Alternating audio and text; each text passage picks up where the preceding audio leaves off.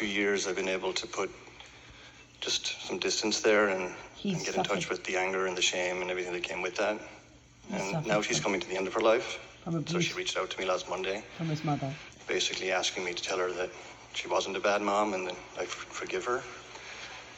But I can't. Wow, yeah.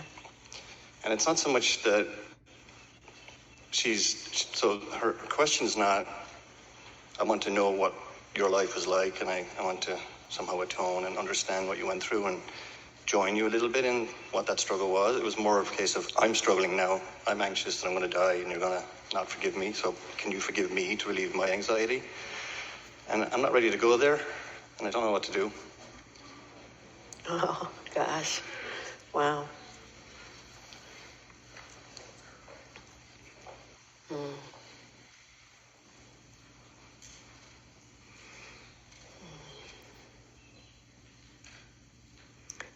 What do you think you could do? I had a feeling you were going to ask me that question.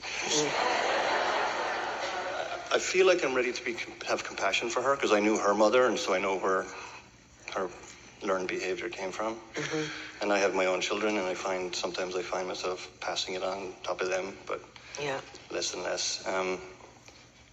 So I can have compassion for her, but I feel like I can't forgive her until somehow she somehow understands what I went through and has some compassion for me, because she hasn't. It's really just she wants to be forgiven for her own release. So maybe I can go that far and start with that. I think that's pretty good, actually. I think that's pretty good. And what to actually say to her, though, right? Yeah. I think you could just say what you just said, I have a lot of compassion for you, and I know where it comes from with your own mom, and, just like that, and be as loving as you can, you have to, you're not going to go there, or you're going to go there? Well, thankfully there's a little bit of time, because I don't think it's imminent, but I think I can hopefully get there. But if I work on, I think one of the things from yesterday, maybe sitting with my own anger and shame, and maybe nurturing that first, maybe will allow me to go there. That's a really good insight, yeah. Also, if you have the opportunity to actually be there when she's dying or after she's died, and to just sit there and do Tonglen for her with the wish that she could be free of all the stuff that caused it. And since you say sometimes it comes up with your own children, you know what it is, right? It's something very palatable and that gets passed down. And so when you are doing Tonglen for her, you can do it based on even on your own experience, and just wishing for her to be, even now, you could just start. It's not the same as forgiveness. It's just wishing her to be free of all of that gestalt of emotional stuff that causes the harm to happen, allows the harm to happen, perpetuates it.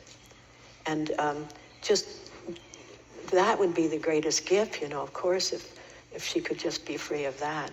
I think you just have to work. It sounds like it's pretty amazing that you have the compassion you have. And that's a really good entry. And it's good enough. I don't think it has to be better than that. And working with the handshake, compassionate abiding, the whole self-compassion part, that's a really good insight. That's what needs to be done. That's what I would think. And then in terms of her, just say whatever kind thing you can say without lying. Yeah. Thanks. Welcome.